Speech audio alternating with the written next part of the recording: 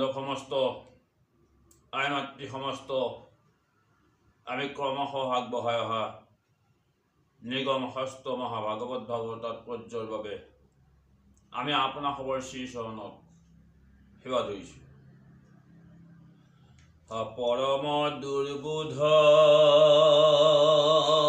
আত্মতত্ত্ব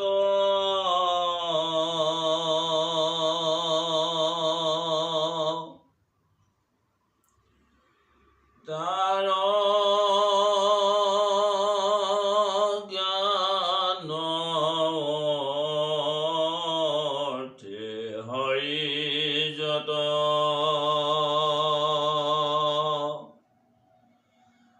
লীলা অৱতাৰ ধৰা তুমি কৃপাময়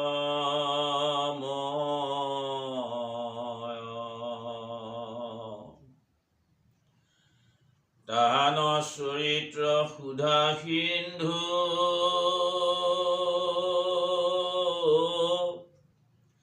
তাতে ক্ৰিয়া কৰি দীনবন্ধু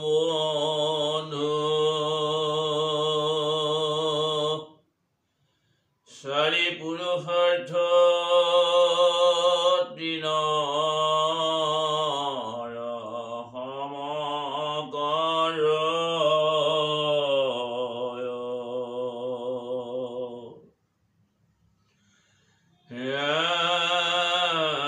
চাৰি পুৰুষাৰ্থ তৃণৰ সমকৰ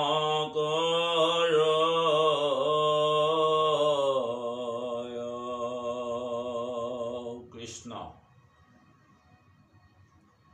কৃপালু বান্ধৱ সমস্ত আই মাতৃ সমস্ত আমি এটি সৰু আখ্যান আপোনাৰ খবৰ জ্ঞাতাৰ্থে আগবঢ়োৱাৰ মানস কৰিছোঁ। ৰজা নহুষে যি সময়ত স্বৰ্গ ৰাজ্য তেওঁ অধিকাৰ কৰিছিল আৰু নহুষেনো কি কাৰণত তেওঁ অজগত প্ৰাপ্ত হ'ব লগা হ'ল, আমি সেই কথাখিনিকে আজি প্ৰকাশ কৰা মানস কৰি আমি আপোনাৰ খবৰ শ্ৰীচৰণত আমি সেৱা ধৰিছোঁ। প্ৰভুসকল, যি সময়ত বৃত্ৰাসুৰক বধ কৰিছিল দধীচি মুনিৰ অস্থি দ্বাৰা নিৰ্মিত বৰ্জৰ দ্বাৰা দেৱৰাজ ইন্দ্ৰই তেওঁ প্ৰথমতে ব্ৰহ্ম হত্যাৰ পাপ খণ্ডন কৰিবৰ বাবে বিশ্বৰূপক যিহেতু বৃহস্পতি গুৰুৱে দেৱতাসকলক এৰি তেওঁ আত্মগোপন কৰি আছিল, যি সময়ত ইন্দ্ৰই বৃহস্পতি গুৰুক অপমান কৰিছিল, সেই সময়ত তেওঁলোকে বিশ্বৰূপক ত্ৰষ্টা ঋষিৰ পুত্ৰ বিশ্বৰূপক তেওঁলোকে গুৰু মানিছিল আৰু বিশ্বৰূপক যেতিয়া তেওঁ অসুৰৰ পক্ষেও যেতিয়া তেওঁ আহুতি দিবলৈ লৈছিল, সেই কথা ইন্দ্ৰৰ দৃষ্টিগোচৰ হোৱাত তেওঁ তিনিটা মূৰ ইন্দ্ৰই ছেদন কৰিছিল আৰু সেই ব্ৰহ্ম হত্যা পাপ তেওঁ ভূমি, জল, পাদৱ আৰু নাৰী সমাজত এই চাৰিটা জাতিত তেওঁ ভাগ কৰি দি সেই ব্ৰহ্ম হত্যা পাপৰ পৰা তেওঁ পৰিত্ৰাণ পাইছিল। ত্ৰষ্টা ঋষিয়ে তেওঁৰ পুত্ৰ বিশ্বৰূপক যেতিয়া ইন্দ্ৰই হত্যা কৰিছিল, পুত্ৰ সন্তাৰ প্ৰতিশোধৰ বাবেই তেওঁ পুনৰ তপস্যা কৰি তেওঁৰ যজ্ঞৰ অগ্নিৰ পৰা আবিৰ্ভূত হৈছিল বৃত্তাসুৰ, আৰু সেই বৃত্তাসুৰ আহি তেওঁ দেৱৰাজ ইন্দ্ৰৰ সমকক্ষ হৈ দেৱৰাজ ইন্দ্ৰৰ লগত তেওঁ যুদ্ধত প্ৰবৃত্ত হৈছিল। আৰু বৃত্তাসুৰক যে কোনেও বধ কৰিব নোৱাৰিব সেই কথাও সকলোৱে জানিছিল। আৰু সেয়েহে ব্ৰহ্মাৰ উপদেশ মতে সকলো দেৱতাই গৈ দধিচি মুনিক কাতৰ প্ৰাৰ্থনা কৰিছিল, আৰু দধিচি মুনিয়েও তেওঁলোকৰ প্ৰাৰ্থনাত সন্তুষ্ট হৈ দধিচি মুনিৰ অস্থি দান কৰিছিল। আৰু সেই অস্থিৰ দ্বাৰা বিশ্বকৰ্মাই বজ্ৰ নিৰ্মাণ কৰি ইন্দ্ৰক দান কৰিছিল, আৰু ইন্দ্ৰই সেই বজ্ৰৰ দ্বাৰাই বৃত্তাসুৰক বধ কৰিবলৈ সক্ষম হৈছিল। এইবাৰ যেতিয়া তেওঁ বৃত্তাসুৰক বধ কৰিলে, বৃত্তাসুৰক বধ কৰাৰ পাছত পুনৰবাৰ তেওঁ ব্ৰহ্ম হত্যাৰ পাপত মজিব লগা হ'ল। তেওঁ বৃত্তাসুৰক বধ কৰাৰ চিন্তা কৰা নাছিল, কিন্তু সকলো দেৱতাই তেওঁক উচতনি দিছিল যে আমি এই ব্ৰহ্ম হত্যা পাপৰ বাবে যি প্ৰায়শ্চিত্ত কৰিব লগা হয়, আমি সকলোৱে তোমাক সহায় কৰিম। কিন্তু সকলোৱে তেওঁক উচতনি দিয়াৰ পাছত ইন্দ্ৰই যেতিয়া বৃত্তাসুৰক বধ কৰিলে, তাৰপিছত কিন্তু দেৱতা সমস্তই ইন্দ্ৰক কোনো ধৰণৰ সহায় নেদেখুৱালে, সহানুভূতিও তেওঁ নেদেখুৱালে। আৰু সেয়েহে ইন্দ্ৰই এইবাৰ আত্মগোপন কৰিব লগা হ'ল। ইন্দ্ৰই আত্মগোপন কৰিলে ক'ত? মানস সৰোবৰত গৈ তেওঁ পদুমৰ নলীত গৈ তেওঁ সোমাই আত্মগোপন কৰিলে। ইফালে যেতিয়া দেৱৰাজ ইন্দ্ৰই আত্মগোপন কৰিলে, স্বৰ্গৰাজ্য যেতিয়া খালী হৈ গ'ল, স্বৰ্গৰাজ্য শূন্য হোৱাৰ লগে লগেই নহুষে আহি তেওঁ স্বৰ্গৰাজ্য অধিকাৰ কৰি তেওঁ এই ইন্দ্ৰত্ব তেওঁ লাভ কৰিবলৈ আগবাঢ়ি আহিছিল। আৰু সেয়েহে তেওঁ এই নহুষ ৰজাই তেওঁৰ পুত্ৰসকলক ৰাজ্যভাৰ গতাই দি তেওঁ আগবাঢ়ি আহিল, আৰু ইন্দ্ৰপদ তেওঁ ল'বলৈ তেওঁ আচলতে ইন্দ্ৰপদ কেনেকৈ পাব?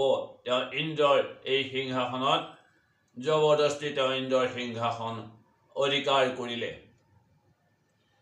ইন্দ্ৰপদ পাইল গয়া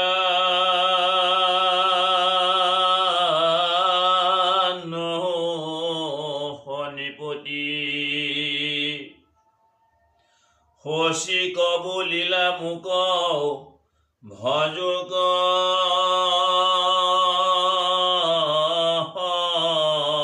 সম্প্ৰতি। যি সময়ত তেওঁ ইন্দ্ৰৰাজ্য দখল কৰিলে, তেওঁ আত্মগৌৰৱত বিভোৰ হৈ এইবাৰ ইন্দ্ৰৰ পত্নী শশীক কৈছিল যে তুমি এতিয়া মোক ভজিব লাগিব। এই আসনখনত যিহেতু মই বহিছোঁ, এই আসনখনত কোন বহিছিল? বোলে ইন্দ্ৰ। যদি ইন্দ্ৰ বহিছিল, তেতিয়াহ'লে এই আসনত যিহেতু মই বহিছোঁ, আৰু এই আসনৰ গৰাকীও এতিয়া ময়ো সেই ইন্দ্ৰ, আৰু এই ইন্দ্ৰক এতিয়া তুমি ভজিব লাগে। তেওঁৰ আচলতে এই অহংকাৰ আহিল। শশী বুলিল অন্ত মই ভজিবু নিশ্চয়,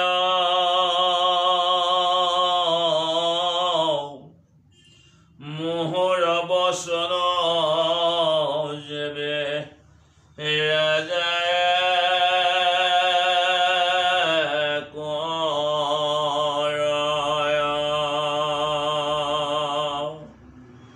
এতিয়া ইন্দ্ৰৰ পত্নী শশীয়েও ৰজাৰ ওচৰত স্বীকাৰ কৰিলে যে ময়ো তোমাক ভজিম, কিন্তু মই যি ক'ম মোৰ কথা তুমি মানিব লাগিব।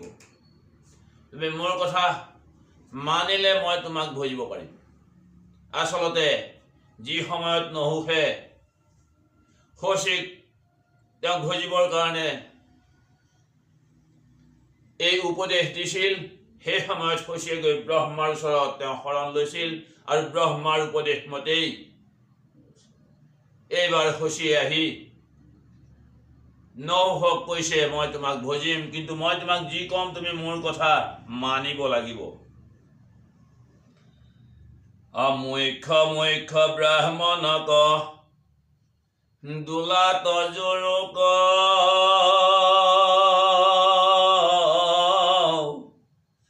মোক যেবে বাঞ্চাও আছে সতৰে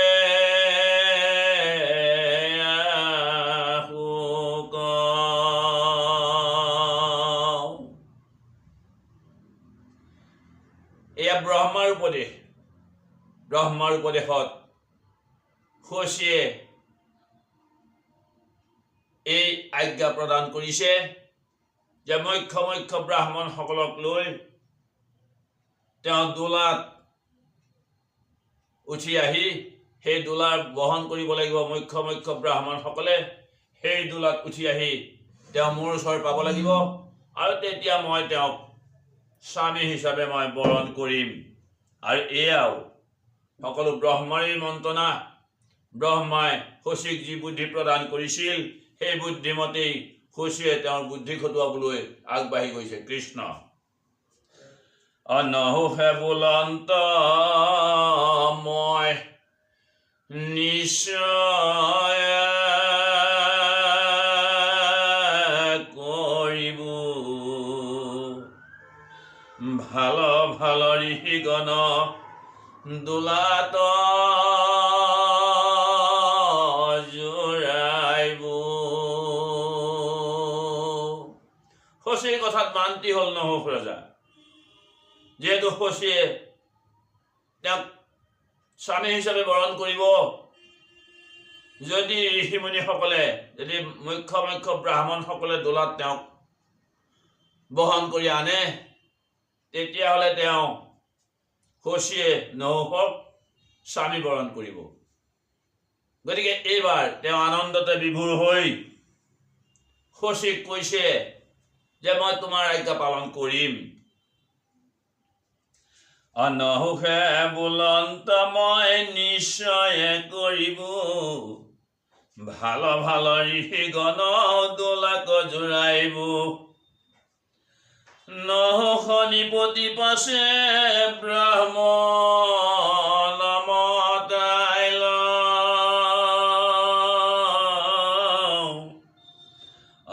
ঋষি সবে অতি শীঘ্ৰে আনন্দ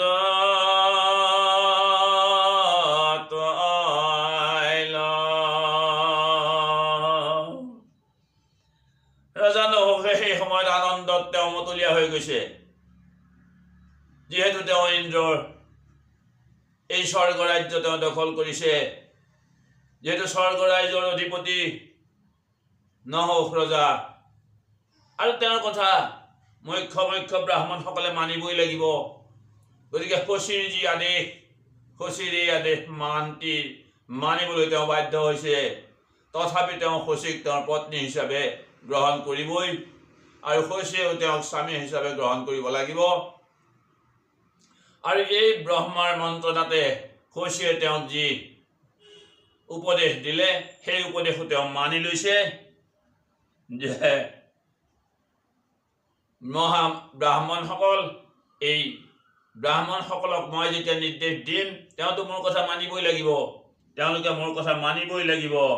গতিকে তেওঁ মুখ্য ব্ৰাহ্মণসকলক তেওঁ ৰাজসভালৈ আমন্ত্ৰণ জনালে। নহোখ নিপতি পাছে ব্ৰাহ্মণ মতাইল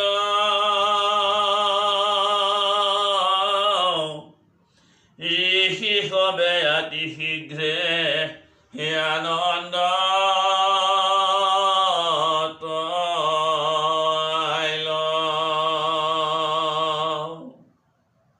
যি সময়ত ৰজাৰ হুকুম যে মুখ্য ব্ৰাহ্মণসকলক মতাই আনিবৰ কাৰণে তেওঁ যেতিয়া দূত প্ৰেৰণ কৰিলে, আৰু দূতৰ মুখৰ পৰা এই কথা শুনি ব্ৰাহ্মণসকল আনন্দতে উত্তাল হৈ তেওঁলোক আহিছে।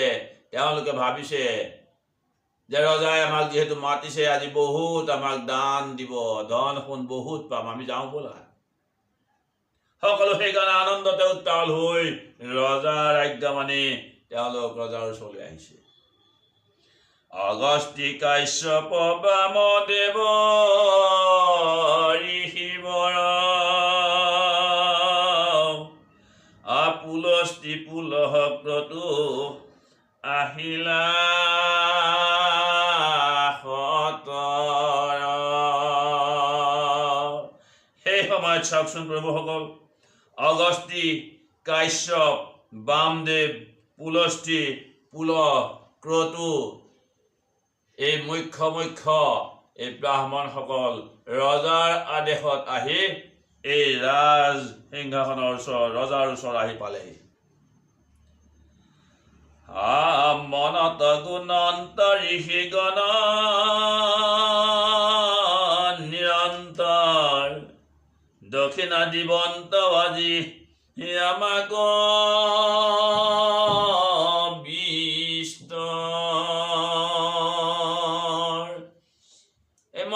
ব্ৰাহ্মণসকলে, উত্তম ব্ৰাহ্মণসকলে কি ভাবিছে যে ৰজাই যিহেতু আমাক আজি আমন্ত্ৰণ দিছে, আমি আজি বহুত ধন সোণ আমি দান পাম, ৰজাই আমাক বহুত দান দিব আজি, ব'লা আমি সকলো আনন্দতে আজি ৰজাৰ ওচৰলৈ যাওঁ। ইন্দ্ৰপদ পাইলা ৰাজা পুইনৰ বলত, আমাক দক্ষিণা দিলে ৰৈবে পুণ্য যত, সেই পুণ্য ব্ৰহ্মাৰ থানক পাই বৰঙে, অন্য অন্যায় বাক্য বুলি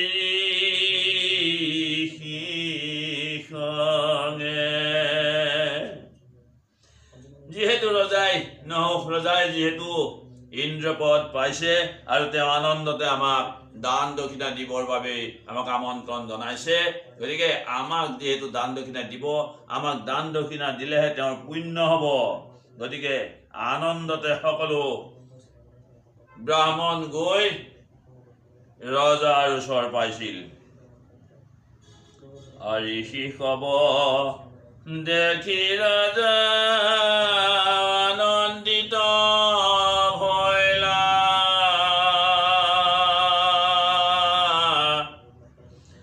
বিচিত্ৰ শিবিকা খান উপস্থিত কইলা। নহুষ ৰজাৰ মনোবৃত্তিৰ কথা কিন্তু এই উত্তম ব্ৰাহ্মণসকলে জনা নাই। নহুষ ৰজাই ভাবিছে এই উত্তম ব্ৰাহ্মণসকলক দি মই এই দোলা বহন কৰাম, আৰু যিহেতু সূচীয়ে ইচ্ছা কৰিছে এই উত্তম ব্ৰাহ্মণসকলে দোলা বহন কৰি যেতিয়া তেওঁক লৈ যাব আৰু তেতিয়া সূচীয়েও তেওঁক স্বামী বৰণ কৰিব। কিন্তু ব্ৰাহ্মণসকলে সেই কথা ভবা নাই। তেওঁলোকে ভাবিছে যিহেতু ৰজাই আমাক আমন্ত্ৰণ দিছে, আমাক দান দক্ষিণা দিব, যিহেতু ৰজাই ইন্দ্ৰপদ লাভ কৰিছে। এতিয়া যিহেতু ব্ৰাহ্মণসকল গৈ তেওঁৰ ওচৰত পাইছে, তেওঁ কি কৰিছে, অতি ধুনীয়া আটক ধুনীয়া যিখন শিবিকা অৰ্থাৎ এই ৰথখন, তেওঁৰ দোলাখন আনি তেওঁ ব্ৰাহ্মণসকলৰ সন্মুখত তেওঁ হাজিৰ কৰিছে। আৰু তেতিয়া ব্ৰাহ্মণসকলক চাই তেওঁ কৈছে, ব্ৰাহ্মণক চাই ৰাজা বুলিলা বচন, মোহৰ বাক্য শুনি কবি প্ৰগণ।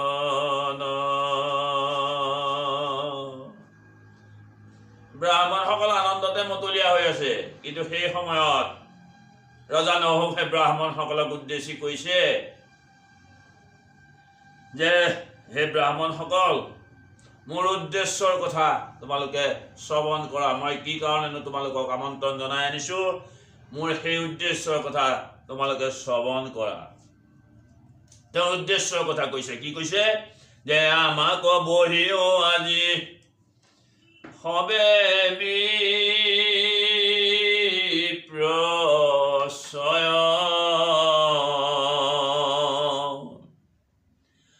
আমি দেৱৰাজা কিছু দুখ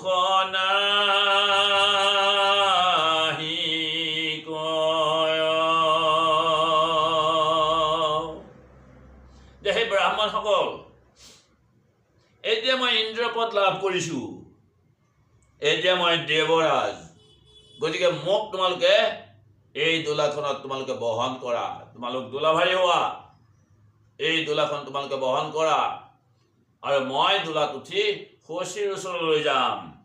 যিহেতু মই ইন্দ্ৰপদ লাভ কৰিছোঁ, তোমালোকে মোক বহন কৰাত কোনো দোষ হ'ব নোৱাৰে।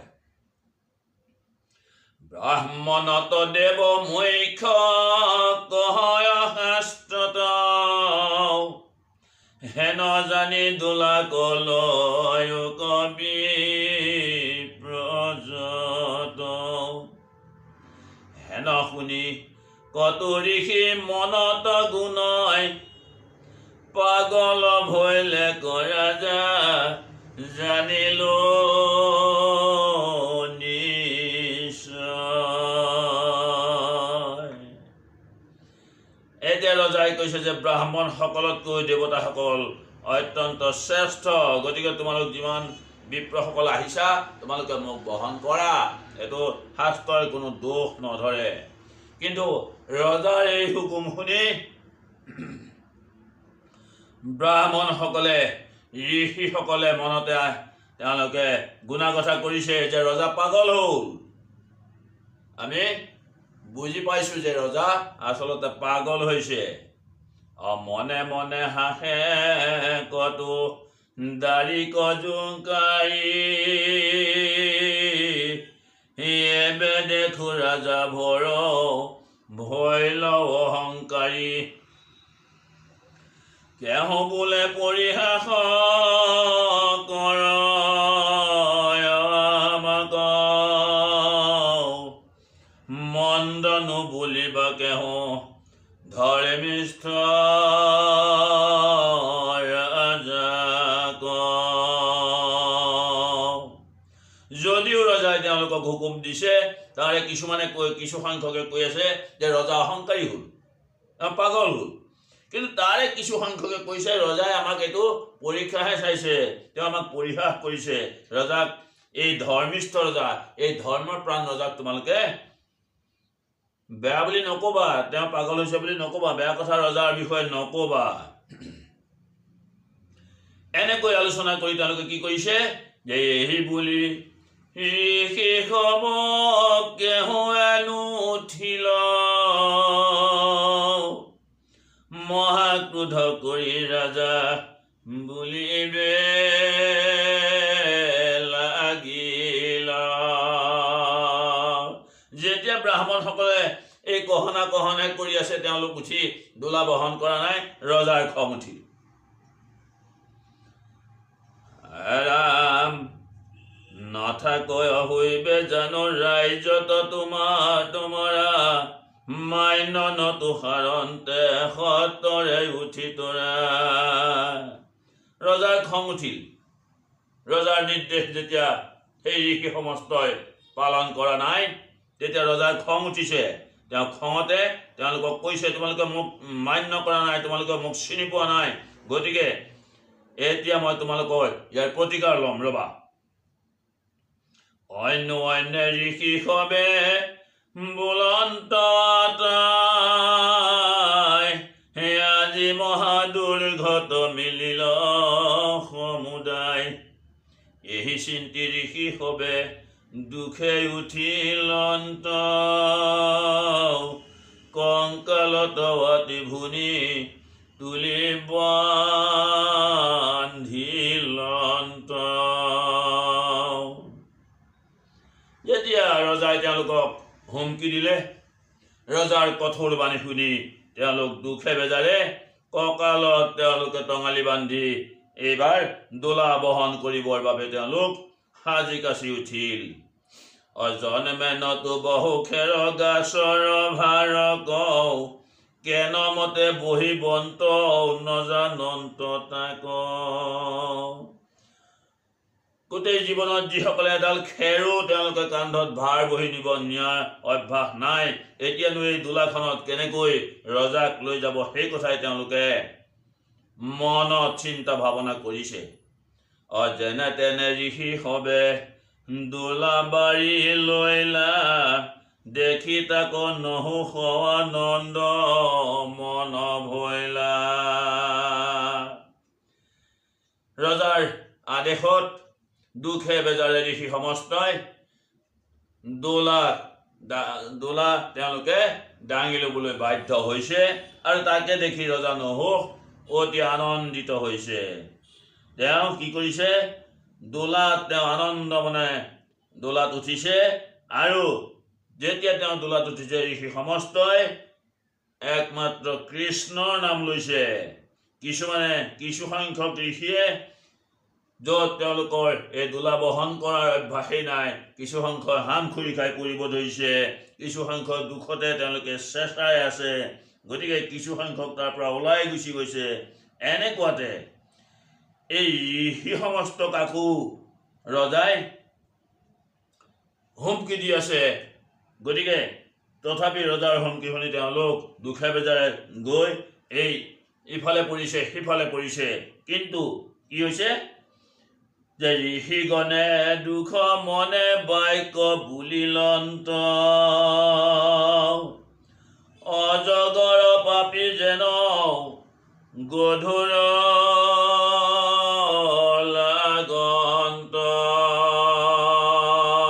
মনৰ দুখত ঋষি সমস্তই কৈছে যে আমি যে ইয়াক বহন কৰি আনিছো অজগৰতকৈও অত্যন্ত গধুৰ লাগিছে। তেতিখনে ক্ৰোধে দোলা বাৰী পেলাই লন্ত, অজগৰ হও বুলি বাক্য বুলিলন্ত। ঋষি সমস্তই যেতিয়া অজগৰৰ দৰে গধুৰ বুলি তেওঁলোকে অনুমান কৰিছে আৰু দোলা তেওঁলোকে কান্ধৰ পৰা পেলাই সেই সময়তেই ৰজাক অজগৰ সাপ হ'বৰ বাবে এই অভিশাপ প্ৰদান কৰিলে। ঋষি সবে যেবে ক্ৰোধ মনে সাপ দিল, স্বৰ্গ হন্তে তেতিক্ষণে খহিয়া পৰিল। যি মুহূৰ্তত ঋষি সমস্তই অজগৰ সাপ হ'বৰ বাবে নহুষ ৰজাক অভিশাপ প্ৰদান কৰিলে, সেই সময়তেই তেওঁ স্বৰ্গৰ পৰা খহি পৰিল। তেতিক্ষণে ভৈল ঘোৰ অজগৰ সাপ, ভৈলে নিশ্চিক সবে গুচিল প্ৰতাপ। তেওঁ সেই সময়তেই ঋষি সমস্তৰ পাপৰ ফলত তেওঁ অজগৰ ৰূপ ল'ব লগা হ'ল আৰু তেওঁ সেই নহুষৰ শ্ৰী এৰি অজগৰৰ শ্ৰী লৈ তেওঁ স্বৰ্গৰ পৰা খহি পৰিল। এয়া তেওঁৰ অহংকাৰৰ ফলত।